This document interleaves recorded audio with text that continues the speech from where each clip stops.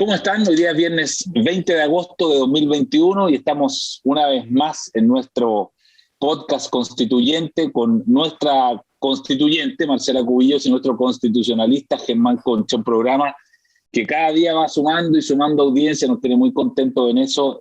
Habíamos pasado ya los 75.000 visualizaciones antes de grabar este programa, lo cual nos deja muy contentos porque vale mucho la pena, ¿no es cierto?, hacer este trabajo y este esfuerzo que hacen Marcela y Germán Concha, estar con nosotros todos los días viernes.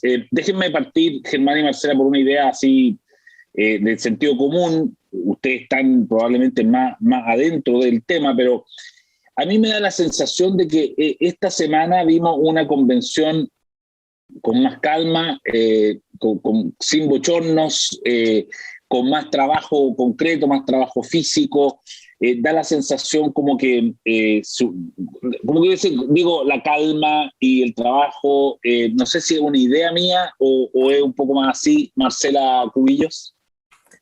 Mira, yo creo que hay algo de eso, efectivamente, esta semana, y cuando no hay bochorno, no hay declaraciones desafortunadas, ni hay conflictos que no proceden, obviamente que se reconocen y se celebran porque veníamos con muchas semanas bastante torcidas, por así decirlo, en lo que era la convención. Ahora, también hay que considerar que los parámetros empiezan a cambiar, te fijas, o sea, llevamos una semana en que se celebra que se respete la Constitución, ¿no es cierto?, en términos de que no se aprueban en una subcomisión plebiscitos dirimentes, o sí se reconoce la norma de los 2/3, buena señal, pero en el fondo también, si no se hubiera hecho, ¿qué es lo que hubiera pasado? Se entramparía el proceso, porque ¿cuál es la salida de eso? ¿Tienes que ir al Congreso a reformar las normas que rigen la convención, o vamos a tener que ir a la Corte Suprema? Entonces, al final también los parámetros han cambiado en el sentido de que cuando hay una semana en que las cosas funcionan ordenadamente, en que se respetan las competencias de la convención, obviamente que es algo positivo. Ahora sí, en términos de trabajo, yo creo que también ayuda que por lo menos la comisión de reglamento hemos tenido trabajo mañana y tarde, por cumplir con los plazos de tener una propuesta de reglamento, y por lo menos en la subcomisión que estoy yo de tramitación, que es donde se ha visto el tema del quórum, el tema de los plebiscitos y el tema del flujo que tiene que seguir las propuestas constitucionales, hemos logrado funcionar bastante bien. Germán, ¿cómo lo has visto tú? ¿Has visto o es una sensación mía nomás que se ha visto un poquito más ordenada la cosa? O sea, hola, ¿cómo están? Yo diría que sí, que la sensación existe, pero, desde una perspectiva del orden institucional, no deja de ser triste que nos demoremos un mes y medio en que la convención reconozca que tiene que respetar la Constitución y que celebremos un mes y medio después que se respeta la Constitución. O sea, es como el desde, que se suponía que había que respetar, porque todas las instituciones tienen que hacerlo, el orden institucional desde el primer día, digamos. Entonces, claro, es mejor que se haga que no se haga. Sí, obvio. Y lo que dice Marcela es una buena señal. Es preferible que esas cosas pasen a que la convención esté adoptando acuerdos para los que no tiene facultades, en fin, de acuerdo.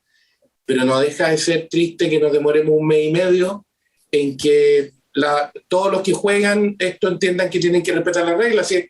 Esto es lo mismo que si estuviéramos celebrando en un partido de fútbol, porque uno de los dos equipos decidió que va a respetar que no se pueden hacer goles con la mano. Entonces, pero a ver, si esto es como el mínimo, pues si es la condición que aceptaste para jugar. No, es que ahora he decidido respetarla. Ya, está bien, es mejor que la respete que no, pero un poco tarde, creo. Está bien, ahora, sin embargo, y entre todas las cosas que pasaron, porque la verdad es que, bueno, nosotros tenemos un informativo diario, un newsletter que el Líder envía todos los días a las personas que se inscriben, y nosotros vamos dando cuenta de las cosas que van pasando y da la sensación de que igual pasaron varias cosas, se tomaron un montón de acuerdos en distintos lados. Marcela, si tú tuvieses que de alguna manera contarnos o darnos una mirada de cuáles acuerdos son los que ya dijimos que por lo menos en una de las subcomisiones se había respetado el tema de los 2/3, que es un buen indicador, pero yo creo que también hay otros acuerdos que se han ido tomando que no son tan, a lo mejor, que generan tanto optimismo, ¿no? Sí, yo diría que lo más complicado es lo que está ocurriendo, el nivel de la discusión en la Comisión de Ética y los acuerdos que se están adoptando ahí, porque ahí claramente hay una decisión de no importarles lo que diga la Constitución, o sea, es actuar como si ellos estuvieran redactando una nueva Constitución, es como si no existieran las garantías constitucionales que tenemos hoy día, porque aprueban, por ejemplo, dos normas que yo creo que es bien importante que Germán las comente, ¿no es cierto? Una es que ellos hacen una definición completa de negacionismo, brutal la definición, de un nivel de amplitud completa, olvidándose por completo que en Chile aún existe libertad de expresión, que puedes emitir opinión sin censura previa, una cantidad de cosas. Y además hacen otra norma que quiere prohibirle a los convencionales tener otro trabajo y solo permitirían ellos, por supuesto los dueños de la moral política, ¿no es cierto?, que desarrollen labores docentes y por un máximo de 8 horas semanales. Entonces, aquí hay, por una parte, están creando incompatibilidades que no están ni en la Constitución ni en la ley, y por otro, están efectivamente desconociendo el derecho a la libertad de expresión que hoy día sí existe. Piensa que lo del negacionismo, ese proyecto del Partido Comunista, fue rechazado en el Congreso, y vuelven acá. Entonces, primero es una pérdida de tiempo lo que hace la Comisión de Ética, porque lo que digan no rige, por más que hagan, son declaraciones políticas, pero cualquier convencional afectado por esas normas tiene todo el derecho a reclamar. Pero yo creo que lo más complicado lo que hay atrás, esta como concepción que tienen algunos moral de la política, de que lo que ellos sienten que es correcto es lo que tiene que imperar, y ese es el fin del Estado de Derecho, ¿no es cierto? Porque además eso va cambiando, porque lo que sienten hoy día, o sea, si hace algún tiempo rechazaban las asignaciones de los parlamentarios, hoy día aprueban ellos, ¿no es cierto? Y justifican moralmente subirse sus asignaciones. Entonces, reemplazar lo que unos pocos o muchos, da lo mismo a esta altura, sienten que es justo por el Estado de Derecho, es el camino de la arbitrariedad más grande. Entonces yo creo que lo que está pasando en la Comisión de Ética es muy complicado. Sí, pues interesante efectivamente esos términos negacionismo que han sido materia de discusión toda la semana. Germán, ¿cómo lo ves? O sea, volvemos al tema del ejercicio de atribuciones de las que se carece, porque la primera condición de cualquier institución pública, y la convención lo es, mal que le pueda pesar a algunos de sus integrantes, digamos, es que las condiciones para ingresar, las facultades, las atribuciones, tienen que estar establecidas en normas, en este caso en la propia Constitución. Entonces, si la Constitución puso ciertos requisitos y los candidatos que participaron en el proceso para definir quiénes eran los convencionales aceptaron serlo con esos requisitos, tú no puedes cambiar los requisitos después, porque legítimamente alguien te podría decir hoy día, no, es que si yo hubiera visto esos requisitos, los nuevos, yo no habría sido candidato. Eso en cuanto al efecto, pero además la Convención no tiene atribuciones para fijar condiciones o requisitos de ejercicio, ni tiene tampoco capacidades para decir algunos de los integrantes tienen derecho a hablar, porque a la mayoría le parece que sí, y otros de los integrantes no tienen derecho a hablar, porque entonces estoy generando categorías al interior de la Convención que la Convención no tiene. Tal como ya hemos comentado en casos anteriores, tú puedes tener, más allá de la discusión respecto de si son buenas o no, leyes de cuota respecto del ingreso, pero una vez que ingresas, todos son iguales, todos tienen los mismos derechos, todos tienen las mismas atribuciones y no puedes alterar eso. No puedes después empezar a segmentar y a generar derechos hacia uno y hacia otro. Creo que hay una declaración muy compleja que la hace el vicepresidente de la Convención respecto a lo que le pasó hace unos días al convencional Atria, a Fernando Atria, que lo empezaron a funar en directo, digamos. Entonces, en una declaración, no la vi entera, pero el vicepresidente dice algo así como que en este caso no es correcto que se fune, porque que una persona vote conforme a sus convicciones. A ver, tiene razón en que no es correcto que se fune a alguien que vota conforme a sus convicciones. El problema es que no puede decir en este caso. La autoridad tiene que decir nunca es correcto que se fune, porque admitir la funa es admitir el bullying. O sea, hoy día que estamos tan preocupados del bullying, hay que entender que la funa es una forma de matonaje. Entonces, la única manera de controlar el matonaje es proscribirlo siempre, independientemente de quién es la víctima. Entonces, no puedo decir, no, mira, si funan a aquellos que piensan distinto a mí, bien. Si funan a aquellos que piensan como yo, no, entonces está mal. No, la funa está mal siempre.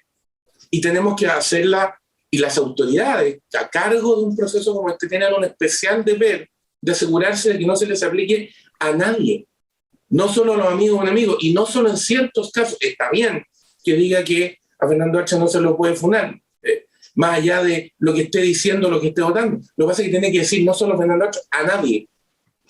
Ese es el punto clave. Muy interesante. Hoy día, Germán y Marcela, aparece en el Mercurio una columna firmada por Cristóbal Uneus, que es director de Data Science ahí de Holster, Antonio Díaz Araujo, Alexander Garetovich, de la Universidad Adolfo Ibáñez, que se titula El camino hacia los 2/3, y hacen varias afirmaciones. La primera es que dicen que, la tesis de ellos, que el camino hacia los 2/3 es que estaría configurándose grupos más o menos armados, 3/3 más o menos armados, dicen, son exactamente así, pero 3/3 que con una extrema izquierda, con una especie de extrema derecha y una especie de centro que sería capaz de dirimir y de generar, digamos, acuerdo en torno a los 2/3.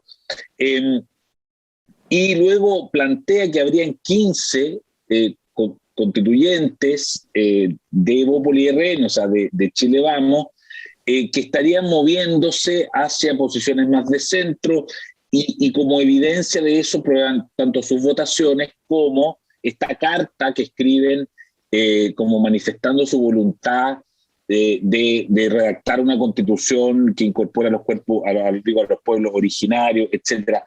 ¿Cuál es la historia, Marcela, primero, detrás de esa carta? ¿Por qué no la firmaron todos? ¿Y tú estás de acuerdo con esto de que efectivamente se estaría produciendo unos 3/3 adentro de la convención? El primero, lo de la columna, a mí me parece como desconocer lo que de verdad, el debate que de verdad ocurre adentro. No es verdad que se esté configurando esta posición como moderada interior. Yo creo que basta esperar que empiecen las discusiones de fondo. O sea, aquí lo que ha habido son diferencias entre el Frente Amplio y el Partido Socialista, con el Partido Comunista, la Lista del Pueblo, pero más bien formales. Uno siente que el Frente Amplio y el Partido Socialista de verdad están muy comprometidos en sacar adelante, ¿no es cierto?, este proceso constituyente y que salga bien, es por lo que se han jugado toda la vida. Y uno ve al Partido Comunista y la Lista del Pueblo en un rol bastante más, ¿qué es lo que son al final los plebiscitos? Entre medio, un poco dilatar, un poco obstruir, etcétera. Entonces, pero cuando llega el minuto de la discusión de fondo, de contenidos, básicamente no van a haber demasiadas diferencias en las posturas de fondo de unos con otros. Por lo tanto, sigue existiendo esta capacidad de la izquierda más radical de juntar los 2/3 de manera bastante fácil para el tema de los contenidos. Y en relación a la carta, la carta la presentó en un minuto de Evópolis para que la viéramos todos. Yo voy a hablar por mí, en realidad, yo no la quise firmar. A mí no me parecen yo no estoy de acuerdo con los contenidos que yo hizo. Todos queremos y estamos todos de acuerdo en que hay que hacer una integración, ¿no es cierto?, a todos los pueblos en igualdad de condiciones y que rija la igualdad ante la ley y que se solucione una cantidad de problemas que hoy día existen. Pero cuando hay una carta que habla de que un grupo de convencionales reconoce que tiene una deuda histórica, que existe una deuda histórica y que ellos van a poco menos que salvarla o contribuir a salvarla en un trabajo constitucional, no corresponde. De partida no es el rol de una constitución, ¿no es cierto?, estar saldando una deuda histórica que por lo demás también, ¿cuál es la deuda histórica? ¿Con quiénes? ¿Cómo se paga? ¿En qué término? Porque aquí también no hay que olvidar que los pueblos originarios que están representados en la convención, primero hay una sobrerepresentación. En segundo lugar, es una representación política, pero extraordinariamente política. Piensa que la gran mayoría de los representantes del pueblo originario niega que exista terrorismo en la Araucanía. Entonces, por lo menos firmar cualquier carta que pudiera poner en riesgo a víctimas de la violencia de tantos años, a mí no me parece. Y cuando tú reconoces abiertamente que existe una deuda histórica, bueno, es un camino bastante cercano a poder justificar, legitimar o validar de algún modo ciertos hechos que están ocurriendo y que no es la manera de saldarlo. Por otra parte, las deudas históricas o los conflictos que puedan tener o las desigualdades que puedan sufrir o los problemas que existan de justicia son más bien tarea de los gobiernos con políticas públicas. La Constitución lo que tiene que hacer es garantizar un sistema institucional que les permita a todos actuar en igualdad ante la ley. Pero cuando vemos, por ejemplo, y con esto termino, ¿no es cierto?, que entre las comisiones temáticas que se crearon, que eso no lo alcanzamos a ver ahora, pero cuando vemos las comisiones temáticas, que tienen que tener nombres neutros, porque tú no puedes dar por saldado el debate de fondo al ponerle el nombre a una comisión. Ya tienes comisiones que hablan, por ejemplo, sobre sistemas de justicia. Claro, porque la consecuencia de declarar a Chile un Estado plurinacional es eso, que le vas a dar autonomía política, tributaria, judicial, jurisdiccional, etcétera. Entonces, eso es un debate de fondo muy complicado entre quienes creemos que Chile es un país multicultural y entre quienes están dispuestos a avanzar hacia un Estado plurinacional. Entonces, creo que partir con una con una carta que podía dar pie a dar por zanjado un debate que hay que tener al interior de la convención, a mí me parecía que no era apropiado. Perdón, brevemente, esto de sistemas de justicia, a lo que te refieres, Marcela, es que serían como justicias distintas para distintos pueblos. Eso es, porque aquí se habla muy fácil de plurinacional y todo el mundo cree que plurinacional es simplemente reconocer a los pueblos originarios. Hay miles de formas de reconocer a los pueblos originarios sin que sea un Estado plurinacional. Si tú le reconoces Estado plurinacional, hay distintas naciones. Esa nación va a reclamar autonomía política, autonomía en materia de impuestos y, por supuesto, autonomía de justicia. O sea, que haya un sistema de justicia para pueblos originarios, determinados pueblos, y otro sistema de justicia para el resto de los chilenos. Entonces, cuando le pones ese nombre a una comisión, en el fondo estás anticipando que vas a crear una constitución que ya está decidiendo que no va a garantizar la igualdad ante la ley. Interesante. ¿Cómo lo ves tú, Germán, eso? A ver, Eduardo, hablando del tema desde una perspectiva conceptual primero, yo creo que aquí se puede producir una confusión entre el diálogo y el sometimiento, porque dialogar, conversar, es parte no solo de los sistemas institucionales y de la democracia, es parte de la vida, todos lo hacemos, se hacen negociaciones, en fin, porque es parte de reconocer que las personas que tengo al frente tienen una dignidad igual y yo, por lo tanto, no puedo simplemente llegar a imponer mi voluntad. Pero el diálogo, la conversación, de verdad, no puede partir cuando una de las dos partes dice, bueno, la condición de que conversemos es que tú me encuentres razón en todo. Eso no es una invitación al diálogo, es una invitación a someterse. Entonces, son dos cosas completamente distintas. Y aquí, como decía Marcela, yendo más a la situación concreta, no estás discutiendo esto en el vacío. Esta no es una consideración meramente académica y escribamos unos cuantos papers sobre si en teoría esto funcionaría de tal o cual manera. Esto no solo es en concreto en una situación específica de un proceso constituyente, sino que además en el marco de un discurso que tiene que ver con la política de las identidades. Entonces, cuando yo digo que yo pertenezco a un grupo que ha sido históricamente oprimido, perjudicado, etc., y que tú, en cambio, y perdona que te ponga como ejemplo, y que tú, en cambio, pertenece al grupo que me ha oprimido, me ha perseguido y me ha dañado, y para que podamos conversar, tú me tienes que encontrar razón a mí en todo, porque como yo pertenezco a este grupo, tengo siempre razón. Yo no te estoy invitando a conversar, no te estoy invitando a dialogar, no estoy construyendo un puente, te estoy pidiendo una rendición incondicional, te estoy pidiendo que te sometas a lo que yo quiera hacer. Y eso no solo no es parte de un sistema institucional democrático, no es parte de cualquier convivencia civilizada. Yo no puedo conversar si creo que la persona que tengo al frente tiene dignidad humana equivalente a la mía en esos términos. No es posible simplemente. Oye, una cosa corta en eso. Sí, una cosa corta, porque al final lo que dice Germán, o sea, si tú al final aquí por anticipado le reconoces a unos representantes políticos, ¿no es cierto?, porque tienen una representación política, esa condición al final se traduce en lo que está pasando, que ya no va a estar en los escaños reservados, o sea, no basta que hayan ingresado con escaños reservados, ahora todo el tiempo se les quiere dar un trato distinto adentro y privilegios adentro también. O sea, nosotros tuvimos una larga discusión en la comisión porque un representante de pueblo originario se inscribió tarde en una subcomisión y poco menos que él alegaba derecho a ser aceptado aunque se hubiera inscrito tarde, porque era representante del pueblo originario y no podía quedar fuera de esa subcomisión. Y ahora entonces se van a aprobar escaños reservados adentro de las comisiones. Entonces, o esto que tiene que haber dentro de la directiva. O sea, no, se ingresa, pero después los 155 convencionales tenemos que actuar en igualdad de condiciones. Bueno, muy interesante el tema. Por supuesto que vamos a seguir. Se supone que septiembre va a ser un mes muy importante, dado, ¿no?, que se tienen que ir aprobando, entiendo, todos los reglamentos. Y bueno, ya el vicepresidente Baza dijo que en octubre se supone que se sentaban a escribir. Esperemos que así sea. ¿Será eso, crees tú, Marcela, que en octubre se sentarán a escribir o no? Es que, mira, va a pasar algo. Yo creo que los contenidos de la convención de la Constitución van a quedar resueltos muy tempranamente por algo que ya se aprobó en la subcomisión, y con esto con la subcomisión de reglamento en la que estoy yo, es que se aprobó que tú, al minuto que se aprueba el reglamento, se inicia el debate constituyente con discursos inaugurales de los 155 y después se inicia un debate de algo que se llamó los lineamientos generales de orientación, lineamientos generales orientadores para la nueva constitución. Rugero Casi y yo votamos en contra de eso porque no había claridad del nivel de coercitividad o de qué tan vinculantes podían ser para todo el resto de la definición. porque al no ser normas, se aprobaron que fueran votados por mayoría en el Pleno. Esos lineamientos generales. Hasta ahora, efectivamente, son puestos como que podrían servir para insumos, para el preámbulo, etcétera. Pero cuando se aprueben esos lineamientos generales, va a saber bastante bien para dónde van a ir los contenidos de esta Constitución, y gente que todavía se aproxima, creo yo, con un nivel todavía un poco de buenismo, sin entender que el 16 de mayo la centro derecha obtuvo una derrota estrepitosa en la integración de la convención, va a ver en concreto cuáles son esos contenidos que probablemente se vayan a mantener después y se vayan a traducir en normas concretas.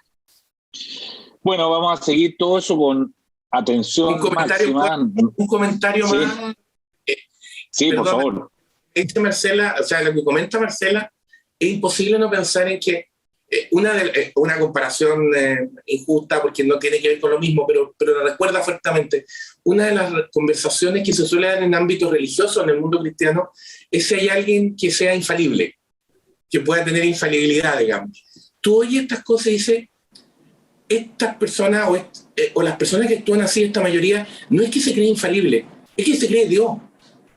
O sea, ya ni siquiera el enviado, el representante, no, el soberano mismo. O sea, hay una cosa como, yo represento, no es que represente a la soberanía, no, yo soy la soberanía. Eso es. Es muy notable porque yo creo que un discurso así no se había oído desde Luis XIV.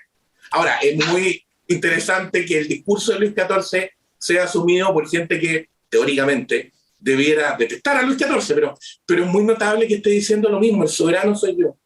Es muy, muy notable. Claro, de la infalibilidad del Papa, ¿no? No, Dios, no, ni siquiera, Dios al tiro. Ya le diste el nombre al podcast, ya. No, ahí está, ahí le regaló el título. Excelente. Oye, la próxima semana de nuevo acá, el día viernes, por supuesto, para comentar la semana de la convención, y por supuesto nosotros todos los días informando sobre lo que está ocurriendo en nuestro informativo y en nuestro newsletter. Marcela Cubillo y Germán Concha, muchas gracias de nuevo por estar con nosotros. Gracias. Que esté muy bien. Haz que estos contenidos lleguen más lejos haciéndote miembro de la Red Libero.